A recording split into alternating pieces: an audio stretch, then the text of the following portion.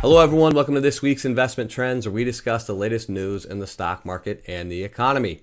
So for this week, once again, the S&P 500 hit a brand new record high, boosted by earnings reports from JPMorgan Chase, Goldman Sachs, United Airlines, and Pepsi.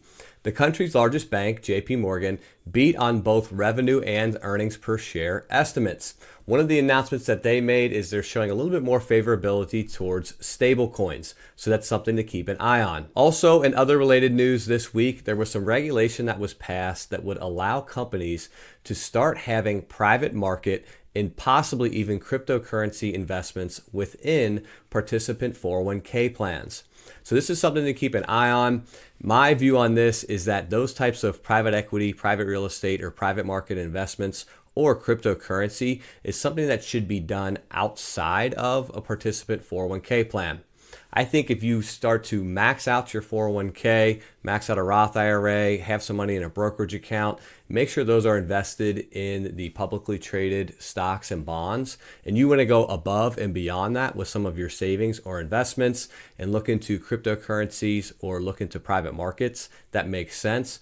But the 401k plan, in my opinion, is a core investment. It's something that you get a tax deduction for, something that can automatically go into your retirement nest egg, and money that you'll need to live off of once you do inevitably retire.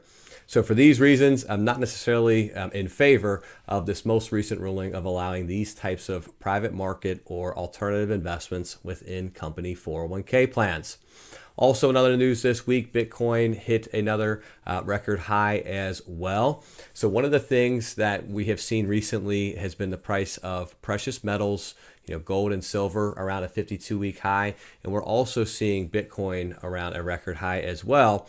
And a lot of the people believe that this is due to Trump's big, beautiful bill that was passed, which obviously increases some of the deficit. So if there is more inflationary items or the dollar weakening, this can lead to some of those investments, such as precious metals or Bitcoin, reaching those new 52-week highs, and could be a sentiment of what could happen in the future if the dollar continues to become weaker and weaker.